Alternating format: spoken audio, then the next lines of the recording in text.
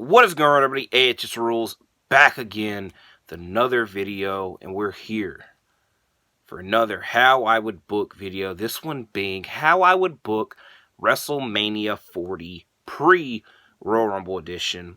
What I mean by that is that this is a, I guess you could say, part one of how I would book WrestleMania. And then once the Royal Rumble happens, that is when we'll get part two, because I feel that we have a lot that could happen post Royal Rumble. So I feel a lot of, some changes might need to be made. And like I said, we've still got a long ways away to go before WrestleMania. Well, I want to make a big return for my WWE Fantasy Booking videos, because my last couple have been AEW related. So we're going to do some WWE right now. As always, at the beginning of my How I Would Book videos, I make note of the notable names that I do not have on the cards. For night 1 of WrestleMania, I have 8 matches. For night 2, I have 7. But I apologize, because this is WrestleMania. This is the biggest show of the year. If there's a way to squeeze everybody onto the card, that is fine. If you wanted to have your Andre the Giant Memorial Battle Royals, I'm not complaining about it. I wouldn't mind having everybody on the WWE active roster show up and appear on WrestleMania. They get their moments to shine, whether it's a big moment or a small moment. They get their WrestleMania moment for the year. Also, I ain't trying to take no money out of anybody's pockets. They get that WrestleMania paycheck. However, a lot of fans have came to enjoy these shorter premium live events and ones that are just not freaking 8 hours long anymore. So kind of opted to go that route. But notable names I do not have on this card. Braun Strowman, I believe he's still out with injury. Have no freaking clue when he's coming back. The New Day, kind of on and off TV with injury. They don't really have a consistent storyline. If Big E was to ever come back, this would be a great time to do it. But I'm not going to rush a man back, and I just want the best for his health. Pete Dunne / Butch. I probably could have fit him onto a match on the card, but I neglected to do so, and I will apologize, because there's not a lot of the women's division involved on the show, even though I do have 5 women's matches on both shows. But Natalya, Shotzi, and Shayna, I felt were the most notable names in the women's division I did not have involved. However, there's a way that I hypothetically could put them to a match that I will get to when I get to it, but y'all are tired of waiting. Let's get to the first matchup I suggest. Night 1. Jey Uso versus Jimmy Uso. The matchup we've waited a long, long time to see. Ever since SummerSlam, I would say that we've wanted to see this matchup and this story bowl over. And the idea is, hey, this is a WrestleMania match. This is literally a WrestleMania match. Why are we going to rush it? How the hell are we going to keep these two apart for that long? And WWE had a great idea. They traded Jey Uso to Raw. However, now comes the questionable part of how do you get these two to set this matchup back up. I feel there's definitely a way that we can get that involved, but, let's probably save that talk for a little bit later. But the battle of the brothers, Jey Uso versus Jimmy Uso. Next matchup I suggest, Damian Priest versus Finn Balor, the breakup of the Judgment Day. I feel that the Judgment Day doesn't necessarily have to break up, but some type of change I do feel is needed, because I'm not going to say they became stale, but they definitely became a meme. We've just seen a lot of the same old with the Judgment Day, having the same old matchups. They just, I guess you could even say the War Games match was just like the big match involving the same people they've been feuding with for the past number of weeks and months. However, the storyline or the Judgment Day is not perfect, and there's a lot of tension involved in the group, and I feel that the two most prominent members, I guess you could say outside of Rhea Ripley, Damian Priest and Finn Balor, I think one of those two need to go from the group. I think potential-wise, Finn Balor, if he was to leave, can go back to his old Finn Balor ways, and it would not hurt anything. It would actually help. But I feel that storyline-wise, and the way this is more than likely to go, is Damian Priest leaving the group and having a big breakout, while still also being Mr. or Senior Money in the Bank. I guess I'm just going to say Mr. Money in the Bank. So we'll see what happens there. Also, Dominic Mysterio could be involved in this match, but I feel that might have been a little bit too much, so I suggested the singles match. Next matchup, probably my most confusing bout that I have suggested, but it is 6 notable names, 2 at least, that I felt needed to be on the Mania card. The Street Profits and Bobby Lashley versus AJ Styles and the OC. Now, like I said, I guess I could have suggested AJ Styles versus Bobby Lashley, but I felt getting the Street Profits involved helped. And also, I want to see a lot more of this Bobby Lashley Street Profits group that still does not have a name, and I don't want to call it Hurt Business 2.0. And to be fair, by the time WrestleMania comes around, this might not be a group anymore, because Bobby Lashley was disappointed this week that they did not pick up the Tag Team Championships. But I feel that by the time that we see AJ Styles and even the OC once again, this group of Bobby Lashley and the Street Profits should be dominating things and should be a big deal, and AJ and Co. should come to save the day, to slow things down and to change it up a little bit. They're going to change some things. If you get that reference, I thank you. Next matchup, a dream matchup that I would like to see. Kevin Owens versus Brock Lesnar. When it comes to Kevin Owens, he has been in WWE now for 8 years, technically 9 if you want to count the very end of 2014 when he debuted. And he has essentially done it all. He's been the Universal Champion. He can't be the World Champion right now because he's not on the Raw brand. He's been a U.S. Champion. He's been an Intercontinental Champion. He's been a freaking Tag Team Champion. We've also seen him face a lot of the men that are involved in this show. AJ Styles, Finn Balor, just like I named. He literally faced Jay and Jimmy Uso in the main event of Mania this year. He has yet to face Brock Lesnar in a one-on-one singles match. I believe I might be making this up, but it definitely was not on TV. I think he had a house show match against Brock Lesnar, but guess what? We weren't there to see that match. No, we weren't. The audience wasn't there to see it. This is a dream matchup. And again, for Brock Lesnar, he's faced a lot of the guys that are in WWE right now. I guess you could suggest a matchup against Gunther, but my main concern with that matchup is what the hell happens in the Intercontinental Championship, because I definitely, in 2024, do not see Brock Lesnar being an Intercontinental Champion, and I would love if Gunther was to pick up that victory, and that would be a massive victory, but, I don't know if that's possible.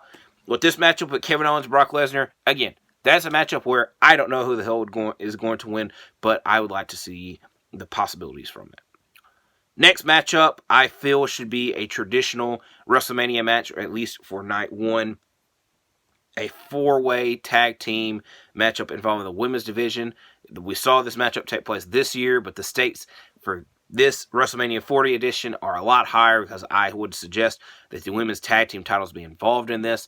I will go ahead and say now, I don't have the current champions involved in this matchup, because I feel my main issue with the women's tag team division is it's just a lot of random, like, 2 wrestlers put together, like, oh, we need to be a team right now. So the 4 teams that I actually suggested are former freaking champions colliding. That way we get the proper women's tag team division involved. Asuka and Kairi Sane. Zayn. I have a very bad habit of always saying Zayn. It's Sane. But, point that I'm making, I feel that the Kabuki Warriors will be the next women's tag team champions. That's not really the hottest take, but they're the most dominant tag team in the women's division. They just haven't got a title shot yet. Candice LeRae and Indy Hartwell, former NXT women's tag team champions. They've been teaming for years. Alba Fire and Isla Dawn, who I hope to see back in competition soon, because I couldn't tell you the last damn time we saw them. And Raquel Rodriguez and Liv Morgan, who were once women's tag team champions, and then Liv Morgan got hurt. I don't know if they ever got their proper rematch, but this matchup could potentially be that. And like I said, I would prefer it to be the Fatal 4-Way match, but if you want to get all the women's division involved, there's definitely enough where you could put these random tag teams together and get everybody on the card. I ain't going to argue that, but I kind of went a more traditional route. Next matchup for the United States Championship, Logan Paul versus L.A. Knight, the Battle of the Megastars. I ain't going to spend much time talking about this, because y'all know my feelings towards Logan Paul, but L.A. Knight, please bring the U.S. title back home, because I won't lie to you, I definitely forgot about it, because Logan Paul ain't been back on TV with it, and I don't follow his ass on social media to see him with the championship. Next, for the WWE Women's Championship, the breakup of Damage Control, or at least the change-up of Damage Control. Io Sky versus Bayley. We've kind of already seen the teases of Bayley not fitting in with the group anymore. The group that she formed and founded. And the change-up is happening, but, you know, the student still might have some things to learn from the mentor, and also the stakes would be higher because, like I said, the women's championship's involved. The championship Bayley's been coming after ever since she came back from injury last year. You know, it's time for her to have a big-time women's championship match again because it's been a minute since she last had one. Then the main event for night one, the main reason I decided to make this video, and I won't lie to you, it was extremely risky because, like I said, I already had planned like 2 weeks ago I was going to do this video, and I was hoping to God I could talk about this potential matchup, and there's a chance that I didn't get to if someone did not show up, but that man did show up, that man being CM Punk. But my suggestion for the night one WrestleMania main event, Seth Rollins versus CM Punk for the World Heavyweight Championship. I've said several times, keep CM Punk away from Roman Reigns. I don't want to see that match because I think there's no way in hell Punk's winning, and it would cause absolute chaos if he was to lose. CM Punk has not held this iteration of the World Heavyweight Championship. If you want to go back to the past lore of the World Heavyweight Championship, then he definitely has, but when I went to the WWE roster, it don't count. The main story here, though, is that two guys that have worked hard for WWE finally get to main event WrestleMania. Seth Rollins, a lot of times in interviews, it has absolutely bothered them that he has not gotten the chance to headline a WrestleMania, and he felt that he should have for the past 9 years. And in those 9 years, CM Punk has been gone.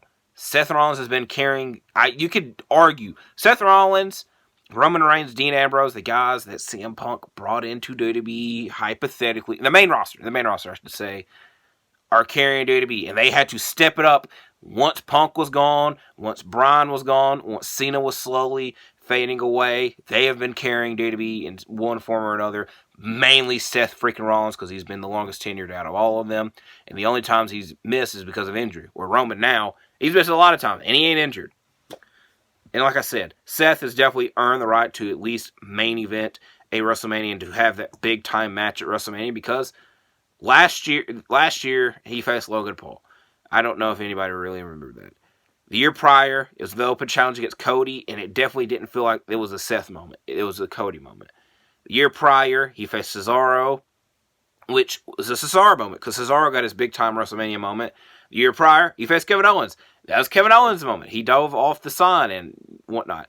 Then, the year prior to that, WrestleMania 35, he opened the show against Brock Lesnar and won the championship. But after having a long-ass show, it kind of felt a little bit forgotten, and you had two other monumental title wins take place on that with Kofi and Becky winning. That it kind of feels a little bit forgotten. But like I said, it's two men that really want a main event WrestleMania, two men that have a history together to tell a story. And me personally, the Ring of Honor fan in me, this year's WrestleMania is in Philadelphia, Pennsylvania, the home of Ring of Honor. Two Ring of Honor legends in the main event. I think this story just writes for itself. Now we get to night 2. I have 7 matches for night 2. First one, Randy Orton versus Solo Sikoa. I feel that there's one match that I need to talk about down the line that this matchup would help explain, but Randy still should have issue with the bloodline because they injured him, and he may or may not have that problem with Jey Uso. Also, Randy's not really assigned to a roster right now. He's scheduled to appear on Raw, but I don't think that guarantees him to be signed to the Raw roster. And like I said, we were expecting to get a Randy versus Roman Reigns match, and then Randy got injured. And surprisingly, Roman Reigns is still champion, like a year and a half later. So we could definitely get that matchup. But knowing how these Roman Reigns matchups have gone in the past, however many, someone's going to get involved, and that more than likely would be Solo Sikoa. I guess you could also say that I'm suggesting Randy versus Reigns at the Rumble. But for a matchup that I'm going to suggest down the line, I will come back to further explain it. Next matchup, one that I definitely saw on Twitter from several people, so I can't give proper credit because, like I just said, from several people. The LWO versus Rey Mysterio, Bad Bunny, and Dragon Lee. Now, Santos Escobar turned on Rey Mysterio. They definitely have enough to build off of that and to have a proper one-on-one matchup. I think that with Rey's injury, he should be coming back prior to Mania and set up this matchup to get back from the guy that did injure him and kind of turn on him for little to no reason, I guess, in my opinion. I involved Bad Bunny and Dragon Lee in this because Dragon Lee's kind of the new protege of Rey Mysterio ever since Santos turned on him. Bad Bunny is a massive superstar. He's had history at Rey Mysterio. He's involved in the LWO. I know that I said Santos Escobar and the LWO because I'm involving Cruz, Del Toro, and Joaquin Wilde.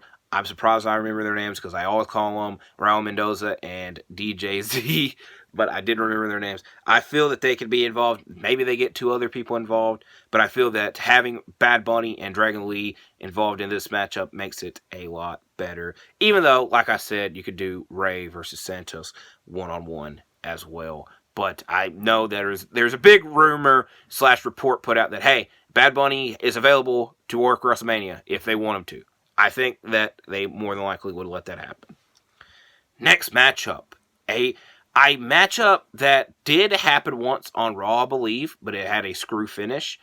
And if it's happened ever since then, I don't remember. But it's a matchup I've talked about on my channel a handful of times, and I'm surprised that they still have yet to do it, even though a handful of times I've suggested it. Bianca Belair versus Charlotte Flair. 2 women that have constantly been involved in the women's title division and have kind of like, when they're not involved, they're just like, oh, I got to get back involved. Where now it's kind of, who is the best? Who is the EST? Who runs that division? This is a dream matchup that, like I said, has yet to properly take place, or at least to have a proper finish. And it's just like, you don't have to have the women's championship involved in this. Because, like I said, I haven't involved in another matchup. It's time to have this dream matchup. Side note, you could involve Jade Cargill in this because I feel that the 2 names that I've seen people want to see Jade Cargill work with the most are Bianca Belair and Charlotte Flair. But we have not seen Jade back on WWE programming, and I feel that we more than likely will see her in NXT when we do that. Maybe it is, maybe it is. I think we've seen her on NXT more than we have the WWE main roster, is what I'm saying. But now we get this proper dream match. Next matchup.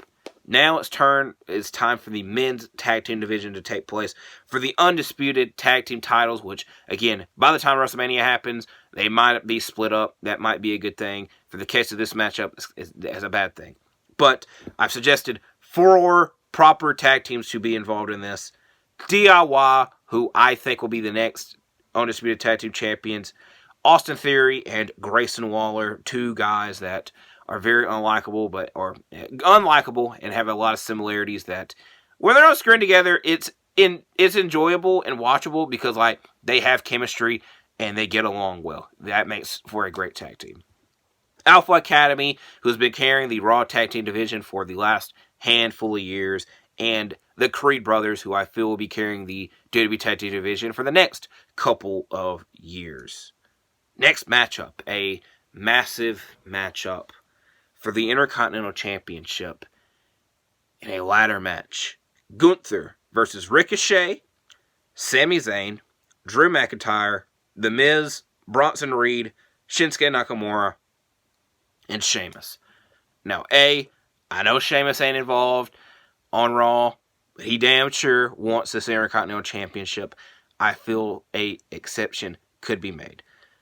I have said it several times. I think Gunther is my favorite wrestler in WWE. I'd have to sit and think about if he's my favorite wrestler going today, but he definitely is my favorite one in WWE. We'll see him pump back. Definitely changes things a little bit, but I would probably still pick Gunther. And I want him to hold the Intercontinental Championship forever, but I feel that's just not entirely plausible. And I want him to look dominant And I think that him losing the championship and being pinned would hurt him a lot, because I also do think he's the next World Heavyweight Champion.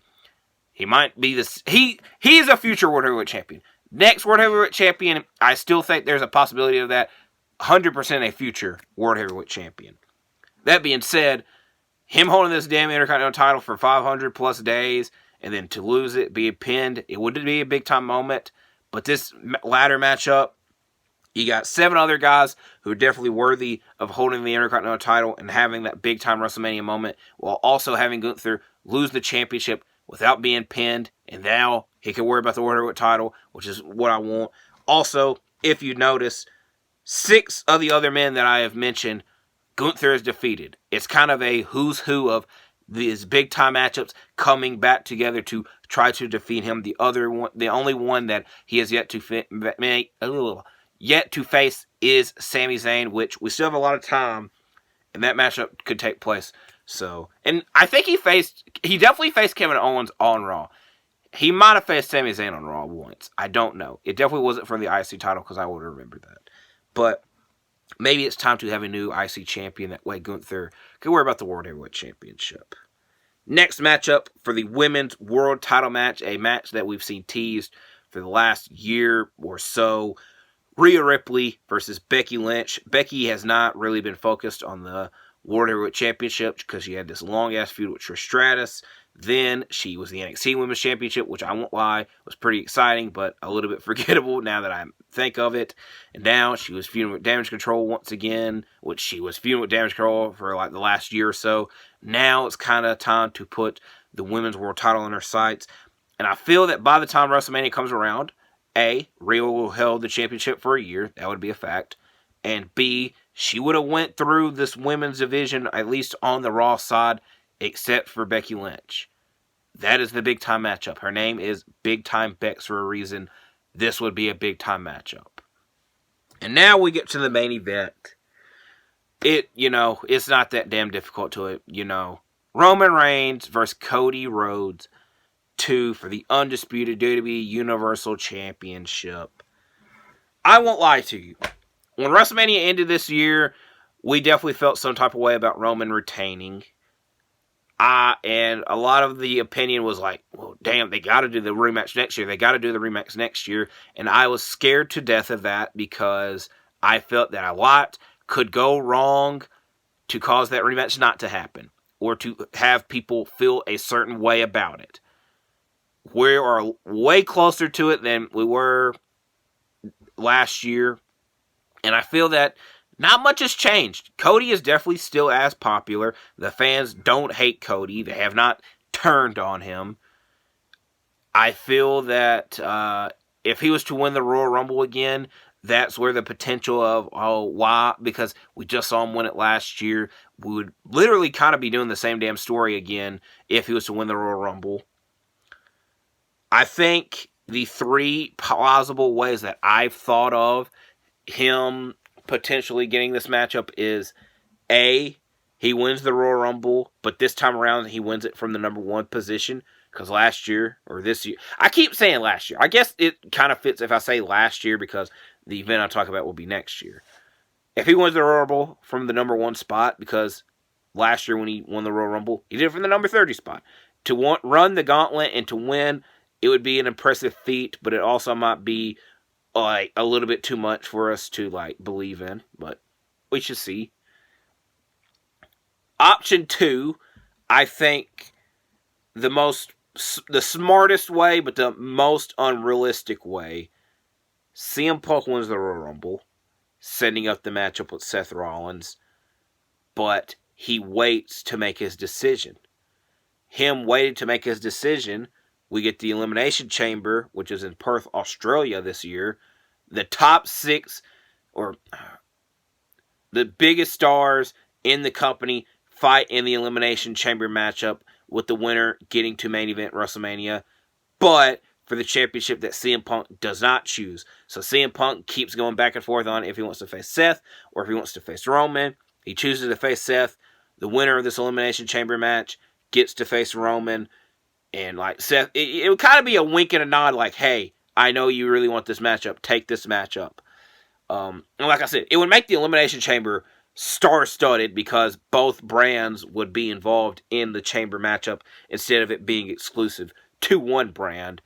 And then option 3, one that I could see happen, he wins the Money in the Bank briefcase from Damian Priest. I just don't know of a plausible way for him to go get Damian Priest to put that briefcase up. But him announcing, hey, I'm facing Roman in the main event of Mania, and not doing a like cheeky cash in, kinda would like, you know, it would be respectable. But if you were to lose again, damn, you look like an idiot. So, like I said, we have a long ways to go before WrestleMania happens. I don't think he caught that ball. Paid attention to the football game. I will say also, I've been wearing beanies in all my videos this week. Not intentional. When I was talking about Survivor Series, which was obviously in Chicago, I had on a Bulls beanie. It fit. This, I'm talking about WrestleMania, which is going to take place in Philadelphia.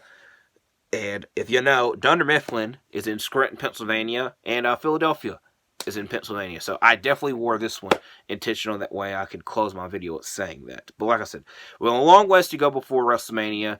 WWE is very exciting right now, and I just kind of wanted to see, you know, in a couple months' time, damn, was I wrong? Or, wow, I was really right and on the head. But I kind of just really wanted to talk about CM Punk and Seth Rollins again. So I'm glad that I got that off my chest.